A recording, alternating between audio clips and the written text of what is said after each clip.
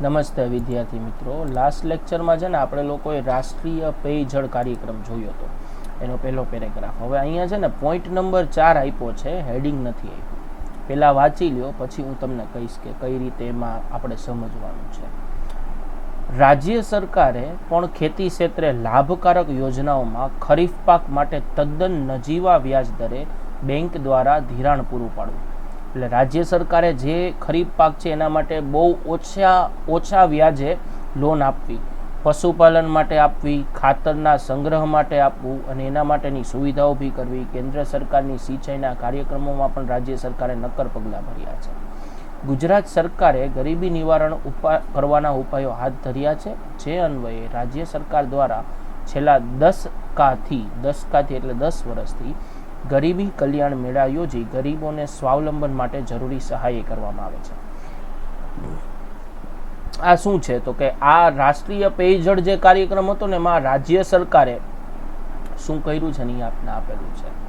અલગ હેડિંગ નથી આપ્યું એટલે આપણે આનો જ ભાગ ગણશું. એટલે રાષ્ટ્રીય પેયજળ કાર્યક્રમમાં છે, પણ આપણા રાજ્ય ગુજરાતે શું કર્યું છે એનો એક પોઈન્ટ છે અને રાજ્યને શું શું કરવાનું છે એનો પોઈન્ટ છે. એટલે આનો જ ભાગ ગણશું. અને ઇનામ યોજના છે. આ હેઠળ ખેડૂતો માટે રાષ્ટ્રીય કૃષિ બજાર ઊભું કર્યું છે, જેમાં ખેડૂત ઓનલાઈન પોતાના ઉત્પાદનોને સૂચિબદ્ધ કરાવી શકે, એટલે લિસ્ટમાં એડ કરી શકશે પોતે શું કંઈ ઉગાડ્યું છે. વેપારી કોઈ પણ જગ્યાએથી તે ઉત્પાદનની બોલી લગાવી શકે. એટલે ખેડૂતોએ ઉત્પાદન કરીને બિલ ઓનલાઈન ચડાવ્યું લિસ્ટ, પછી જેને ખરીદવું છે એના ઉપર બોલી લગાડશે કે ભાઈ આટલા રૂપિયા હું આપીશ કે આટલા રૂપિયા હું આપીશ. એમાં વચેટિયાઓ, એટલે જનરલી શું હોય કે જ્યારે ખેડૂત માર્કેટ યાર્ડમાં વેચવા હોય ને તો ત્યાં વચ્ચે દલાલ હોય કે વચેટિયા હોય કે જે ખેડૂત પાસેથી ઓછી કિંમતે લે અને મોટી કિંમતે વેપારીને વેચે, કેમ કે ખેડૂતને એટલી બધી ખબર નથી પડતી. તો વધારે નફો તો વચેટિયાઓ જ ખાઈ જાય કે દલાલ જ ખાઈ જાય. તો ઓનલાઈન કર્યું તો શું થશે તો કે વચેટિયા રહ્યા જ નહીં ને, ડાયરેક્ટ ખેડૂત અને વેપારી બે જ વ્યક્તિ રહ્યા. તો આનાથી શું થશે, ખેડૂત નુકસાનથી બચી શકે અને એને જરૂરી એવું ભાવિરૂપ વળતર મળે, એટલે જે સાચું વળતર છે એને મળશે. આ ઉપરાંત એક જ વેબસાઇટ ઉપર બધા વેપારીઓ બોલી લગાડતા હોય તો હરીફાઈ વધશે, તો એના લીધે ખેડૂતને વધારે ભાવ મળે. કે કોઈ ખેડૂતનો પાક સારો છે તો બધા લોકો એમાં હરીફાઈ કે એક એવો ભાવ લગાડ્યો, બીજાને જરૂર વધારે છે, વેપારીને લાગ્યું કે સારું છે તો એ વધારે ભાવ આપશે, ત્રીજો એનાથી વધારે ભાવ આપશે. સમજો છો, હરાજીની સિસ્ટમ કાંઈક થાય. હરાજીમાં કેવું હોય કે કોઈ વસ્તુ સારી છે ને તો લેવાવાળા વધી જાય એટલે ભાવ વધતો જાય. એકબીજાને હરાવવા કરતાં વધારે વસ્તુ મેળવવા કે વસ્તુ મેળવવાની ઈચ્છાના કારણે છે ને એ લોકો વધારે ભાવ આપવા તૈયાર થઈ જાય અને આનો ફાયદો આ કેસમાં ખેડૂતને થાય. આમ કૃષિ વિકાસ અને મહત્તમ વળતર મળે તેવા પગલાં ભર્યા, જેથી ખેડૂત ખેતી વ્યવસાયમાં જોડાઈ રહે, ખેતીમાં રહે. અને વધારે જરૂરી છે આ વસ્તુ કે ખેડૂત જો ખેતી નહીં કરે તો ખેતી કોણ કરશે? ઇન શોર્ટ, ખેતી જ નહીં થાય તો આપણે જે જરૂરિયાત છે એ કઈ રીતે પૂરી થશે? તો આ જે આખો પોઈન્ટ હતો ને એ પહેલા પોઈન્ટનો જ ભાગ હતો. પહેલો પોઈન્ટ હતો આપણો પ્રધાનમંત્રી કૃષિ સિંચાઈ યોજના, ગરીબી નિવારણ કાર્યક્રમની અંદર છે ને આપણે ઘણા બધા કૃષિને લગતા જોયા હતા અને કૃષિવાળો પોઈન્ટ હતો. હવે છે ગ્રામોદયથી ભારત ઉદય. એટલે ગ્રામોદયથી ભારત ઉદય આ આગળ એકવાર જોયો હતો, જ્યાં સરકાર ગામડાઓનો વિકાસ કરવાની વાત કરે છે. તો એના માટે સરકારે શું કર્યું છે એના ઉપર આખો આપણી પાસે પોઈન્ટ છે. ગ્રામોદયથી ભારત ઉદય એના જેવા કાર્યક્રમો થકી ખેડૂતલક્ષી યોજનાઓમાં વન્ય પ્રાણીઓથી થતા નુકસાન પામતા પાકના રક્ષણ કરવા, તારની વાડ કરવા આર્થિક સહાય આપવામાં આવે છે. એટલે ગ્રામોદયમાં ગ્રામની મુખ્ય પ્રવૃત્તિ ખેતી જ છે, તો એની અંદર એ ખેતી લગતું આવશે જ. એમાં એવું કહે છે કે ઘણી વખત શું વન્ય પ્રાણીઓ ખેતરની અંદર આવી જાય અને પાકને નુકસાન પહોંચાડે, તો આના રક્ષણ માટે શું કરે, આડી તારની વાડ બાંધે, એટલે એક પ્રકારની તારની દિવાલ ઊભી કરે, પ્રાણીઓ આવી ન શકે. એના માટે એને સરકાર મદદ કરશે, આર્થિક સહાય આપશે કે જેથી એ લોકો એ તારની વાડ બધા ખેડૂતો લગાડી શકે, નુકસાન ન થાય. અછત કે દુકાળના સમયે પશુધનની સુરક્ષા માટે ઘાસ ઉત્પાદન અને પશુ શેલ્ટર બાંધવા માટે સહાય કરશે. અછત છે, દુકાળ છે, જ્યારે પૂરતો ખોરાક માણસોને નથી મળતો ત્યારે પશુપાલકો છે એના માટે ઘાસ ઉત્પાદન, એટલે ઘાસ મળી રહે, ઘાસ માટેનો ખર્ચો થઈ અથવા ઘાસ એ ઉગાડી શકે, અથવા તો પશુ શેલ્ટર, એટલે પશુ શેલ્ટર એટલે શું હોય, પ્રાણીઓ રાખવા માટેની જે જગ્યા હોય ને એને બનાવવા માટે સરકાર સહાય કરશે. અત્યાધુનિક સેટેલાઇટ કે ડ્રોન ટેકનિકની વરસાદી આગાહી કરશે અને ખનિજ ક્ષેત્ર શોધવા, એટલે શું થાય કે ડ્રોન ટેકનોલોજી સેટેલાઇટની મદદથી વરસાદની બને એટલી સાચી માહિતી આપશે અને ખનિજ ક્ષેત્રો ગોતશે કે જેનાથી જે તે ગામડાનું કે ગામડાના વિસ્તારનો સારામાં સારો વિકાસ થાય. વરસાદની આગાહી સાચી થતી હોય તો ખેડૂત તૈયારી કરી શકે ને એ પ્રમાણે, અને ખનિજ ક્ષેત્ર ત્યાં મળે તો ત્યાંનું ઉત્પાદન ત્યાં કેટલું બધું ઇન્ડસ્ટ્રી ઊભી થઈ જાય, સમજો છો. જમીનના સર્વે કરી રેકર્ડ જાળવવાની જોગવાઈ કરી છે, એટલે જમીન કેવી છે, કયા પ્રકારના પાક વધારે આવશે એની જોગવાઈ કરશે, એટલે એનો રેકોર્ડ કરશે, એટલે જેનાથી ખેડૂતને સલાહ આપી શકાય કે આ પાક વધારે સારો થશે, આમાં તમને વધારે આવક મળશે. ખેતીમાં યાંત્રિકીકરણ માટે ટ્રેક્ટર તથા મિની ટ્રેક્ટરની ખરીદીમાં ઓછા વ્યાજે લોન ધિરાણ અને સબસિડી રૂપ સહાય આપશે, કે જ્યાં ટ્રેક્ટર કે મિની ટ્રેક્ટર હોય તો એ ઓછા વ્યાજે લોન આપશે, એને સબસિડી આપશે, એટલે અમુક લોન માફી કરી દેશે. પાણીના ટાંકાનું નિર્માણ હોય, પાણીનું જે ટાંકો હોય એના નિર્માણમાં સહાય કરશે. બાગાયતી પાકોની ગુણવત્તામાં સુધારો, બાગાયતી એટલે જેનો બાગ બનાવવો પડે, જેના ઝાડવાઓ વૃક્ષો છોડ વાવવા પડે એની ગુણવત્તામાં સુધારો કરવા મદદ કરશે. કૃષિ ધિરાણ મંડળીમાં કમ્પ્યુટરાઇઝેશન આવશે, કમ્પ્યુટરની મદદથી બધી માહિતીનો સંગ્રહ કરવામાં આવશે. કપાસ, કઠોળ, મસાલાના ઉત્પાદન માટે નવી ટેસ્ટિંગ લેબોરેટરી સ્થાપવામાં આવશે. સ્થાપી દીધી હશે ઘણી બધી જગ્યાએ, કેમ કે આ માહિતી ઘણી જૂની છે, પણ સ્ટીલ આવું બધું ગ્રામોદયથી ભારત ઉદય કાર્યક્રમ અંતર્ગત થયું હતું. પોષણક્ષમ ભાવો મળી રહે તેવો પ્રબંધ કરવામાં આવશે, એટલે જે સાચો ભાવ છે, સારો ભાવ છે એ ખેડૂતને મળી રહે એના માટે વ્યવસ્થા કરવામાં આવશે. જળ સંગ્રહ માટે જળાશયોમાંથી કાપ દૂર કરીને એને ઊંડા કરવાના, એટલે જે જળાશયો છે જ્યાં પાણી ભરાઈ રહે છે, તળાવ, તો ત્યાંથી કાપ, એટલે નીચે જે એક પ્રકારનો કચરો ગણી શકો પણ એને કચરો ન કહેવાય, કાપ, એને દૂર કરો એટલે વધારે ને વધારે પાણી ત્યાં રહી શકે. એને મોટા કરશું એટલે વધારે વરસાદનું પાણી સંગ્રહ થાય, વધારે લાંબા સમય સુધી કામ આવે. ખેત તલાવડીઓનું નિર્માણ કરશું એટલે નાના તળાવ બનાવવામાં આવે ખેતરની નજીક, કે જેનું પાણી ખેતરને પાવામાં આવે તો એનું નિર્માણ કરવામાં આવશે. જળાશયોની કેનાલ અને કાંસની સફાઈ અને લંબાઈમાં વધારો કરશું.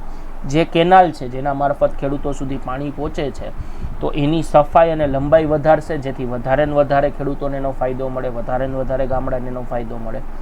જલ મંદિરોનું પુનઃસ્થાપન કરશું, જ્યાં જળ ભેગું થાય છે એનું પાછું સ્થાપન કરશું. ચેક ડેમનું રિપેરિંગ કરશું, ચેક ડેમ બની ગયા હોય, તૂટી ગયા હોય તો એને પાછો રિપેર કરશું. આ બધુંય કરીને જળ સંગ્રહ શક્તિમાં વધારો થશે, એટલે જ્યારે વધારે પડતું પાણી અવેલેબલ છે ચોમાસામાં ત્યારે એને આપણે વધારે સારી રીતે સંગ્રહ કરી શકશું, લાંબા સમય સુધી વાપરી શકશું, જેથી ખેતી સિવાયના સમયમાં રોજગારી મળે. આ બધા કામ થશે તો આ બધાય કામમાં એ લોકો ખેતી સિવાયની રોજગારી ઊભી કરશે. ભાઈ રિપેર કરવું છે તો રિપેર કરવા માટે માણસો રાખવાના, તો એ માણસોને રોજગારી મળે ને, સમજો છો. ગ્રામીણ ક્ષેત્રે કાયમી સંપત્તિનું નિર્માણ થાય, આ બધી સંપત્તિ ઊભી થશે, ભલે જાહેર સંપત્તિ છે, બધા લોકોને એનો ફાયદો મળશે, એટલે એક રીતે સંપત્તિનું નિર્માણ થાય. અને ખેડૂતોને દેવામાંથી ઉગારવાનો પ્રયાસ થાય છે, કે ખેડૂત હવે દેવાદાર નહીં રહે, એને આ બધી સહાય કરો છો તો એ વધારેમાં વધારે સારું ઉત્પાદન કરશે, વધારેમાં વધારે આવક મેળવશે, અને પરિણામ સ્વરૂપ એ દેવામાંથી બહાર નીકળશે અને એક સ્વસ્થ અને સંપત્તિવાળો વ્યક્તિ થઈ જશે નહીં, અને પરિણામે આખા ગામડાની પરિસ્થિતિ સારી થાય. આપણો ઉદ્દેશ્ય જે છે, અને ગામડાનો મુખ્ય વ્યવસાય ખેતી છે, આપણે વધારાનો વ્યવસાય આપ્યા, ખેતીને સારી કરી દીધી, એટલે પરિણામે ગ્રામનો ઉદય થવાનો જ છે. આ માટે કેન્દ્ર સરકાર અને રાજ્ય સરકારે આ યોજનામાં ઉપયોગ કર્યો છે. એટલે ગ્રામોદયથી ભારત ઉદયમાં આપણે જેટલી ડિટેલ જોઈને એ બધી ડિટેલ સરકારે એવું કહી શકે કે સજેસ્ટ કરી છે, એના માટે કામ કર્યું છે અને હજી થાય છે. એટલે એવું નથી કે એકવાર કરી દીધું પછી બંધ, હજી એનો ઉપયોગ થાય જ છે, બરાબર. એના પછી છે દીનદયાલ ઉપાધ્યાય ગ્રામ જ્યોતિ યોજના. આ પૂછાયેલું છે અને પૂછાઈ શકે એવું છે, એવી જ રીતે ગ્રામોદયથી ભારત ઉદય એવો જ પોઈન્ટ છે, એટલે આમાંથી કોઈ પણ એક પોઈન્ટ પૂછી શકે. ગ્રામીણ ક્ષેત્રે કોઈ પણ જાતના અવરોધ વિના 24/7 એટલે દિવસના 24 કલાક અને 7 અઠવાડિયાના દિવસ, એટલે કાયમી વીજળી રહે, વીજળી ઇલેક્ટ્રિસિટી, એટલે રાત દિવસ સતત વીજળીનો પુરવઠો પૂરો પાડવામાં આવશે. ઘરોમાં અને ખેતરોમાં રાહત દરે વીજળી પૂરી પાડવામાં આવશે. દેશભરમાં વીજળીની સુવિધા વિનાના 18,000 ગામોમાં વીજળી પહોંચાડવાની નવી લાઈનો છે, એટલે નવી લાઈનો ગોઠવવામાં આવશે, જેનાથી હજી એવા ગામડા છે 18,000 કે જેને વીજળી નથી મળી, તો એને વીજળી મળે, ઇલેક્ટ્રિસિટી મળે. વીજ સબસ્ટેશનો સ્થાપવામાં આવશે, સબસ્ટેશન બનાવવામાં આવશે, જેનાથી કોન્સ્ટન્ટલી સારો કરંટ મળે. એટલે એ તમને કદાચ ખ્યાલ હશે, ઘણીવાર ઓછા વોલ્ટેજ આવતા હોય તો એ શું હોય કે સબસ્ટેશનનો અભાવ હોઈ શકે. કૃષિ ક્ષેત્રના વીજળીના સાધનોની ખરીદીમાં સબસિડી રૂપ સહાય આપશે. એટલે ઘણા બધા એવા સાધનો, ફોર એક્ઝામ્પલ મોટર, લગભગ ખેડૂતો અત્યારે એનો ઉપયોગ કરે છે. તો આ મોટર ઇલેક્ટ્રિસિટી વગર કંઈ કામની જ નથી, તો ઇલેક્ટ્રિસિટી પહોંચાડો અને એવા સાધનો કે જે આ વીજળીની મદદથી ચાલે છે એમાંય સબસિડી રૂપે સહાય કરો. બરાબર. આમ કરીને શું કરશો તો કે ખેડૂતોને આવકમાં ટેકો પૂરો પાડવાનો છે. હવે આ થઈ આ ઇલેક્ટ્રિસિટી પહોંચાડવાની. આ ઉપરાંત બીજા જેમ કે સૌર ઉર્જા હોય એનાથી વીજળી મેળવવામાં મદદ કરો, સોલાર સાધનો માટે સબસિડી આપો. એટલે અત્યારે કેવું છે, સબમર્સિબલ પમ્પ્સ કહેવાય એને, જે જમીનની નીચે ટૂંકમાં ઓલો દાર કરે ને, બોરવેલ, ટ્યુબવેલ, એની અંદર એ મોટર નાખવામાં આવે અને સ્વિચ ચાલુ કરે એટલે મોટર ત્યાંથી પાણી કાઢે અને એ ખેતરને પીવડાવવામાં આવે.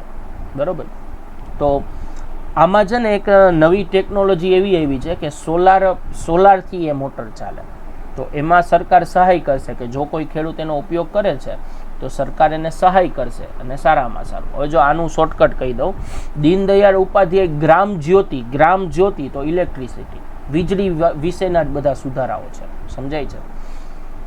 પછી છે આદિવાસીઓના સર્વાંગી વિકાસ માટે વનબંધુ કલ્યાણ યોજના હેઠળ સહાય. એટલે યોજનાનું નામ છે વનબંધુ કલ્યાણ યોજના અને આગળ જ કહી દીધું આદિવાસીઓના સર્વાંગી વિકાસની વાત છે. શું તો કે આદિવાસી મહિલાઓને પશુપાલન માટે સંકલિત ડેરી